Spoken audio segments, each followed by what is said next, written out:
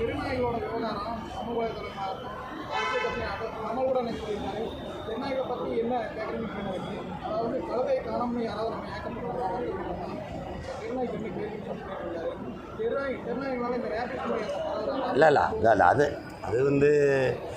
அண்ணன் சொல்கிறது நம்ம கழுதைன்னா ஒரு இழிபிறப்பு மாதிரி இருக்குது. கழுதையிலே அழிஞ்சிருச்சு, வண்ணத்துப்பூச்சி அழிஞ்சிருச்சு, சிட்டுக்குருவி அழிஞ்சிருச்சு. நம்ம எந்த அழிவையும் கவலைப்படலை. சக மனித சாவையை சைத்துக்கிட்டு தான் நம்ம போகிறோம்.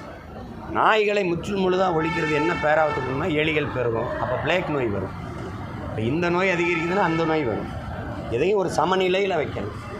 அப்போ அதை முறையாக மாநகராட்சி நாய்களை எடுத்து அதுக்கு தடுப்பூசி போட்டு அது பண்ணணும். அதுக்காக நீங்கள் என்னென்னா தெருநாயின்னு நீங்கள் சொல்கிறீங்க, அதுதான் நம்ம வீட்டு நாய், அதுதான் நாட்டு நாய். நம்ம வெளிநாடுகளில் இருக்கிற இந்த உயர்தர நாயை வீட்டுக்குள்ளே கொண்டு வந்தோடனே நம்ம ஆள் ரோட்டுக்கு வந்துட்டான், அவன் தெருநாயாக ஆகிட்டான். அவனுடைய பராமரிப்பு செலவு கம்மி. அவன் இருக்கிற மிச்ச கஞ்சியை சாப்பிட்டுட்டு வீட்டு வாசலில் கிடப்பான், பாதுகாப்பாக இருப்பான், ஆடு மாடு மேய்க்க வருவான், வேட்டைக்கு போவான், எல்லாம் செய்வான். இவனுக்கு தனியாக பிஸ்கட், அந்த உணவு தனி, அவனுக்கு தனி மருத்துவம், அவனுக்கு தனி. அவர் குளிரூட்டப்பட்ட அறையில் தான் இருப்பார். அவர் ஒரு குட்டி, ஒரு நாய்க்குட்டி 25,000 1 லட்சம் வரைக்கும் இருக்குது. இது ஒரு பெரிய சந்தை. அதனால் என் நாயை தெருவில் போட்டு அவன் நாயை வீட்டுக்குள்ளே கொண்டு வந்துட்டான். அதனால் அது வீட்டு நாயாக அது தெருநாயமாக இருக்குது. இதான் நாய், நம்ம நாய். அது உரிய பராமரிப்பு இல்லாதனால அது எண்ணிக்கை பெருகிருச்சு.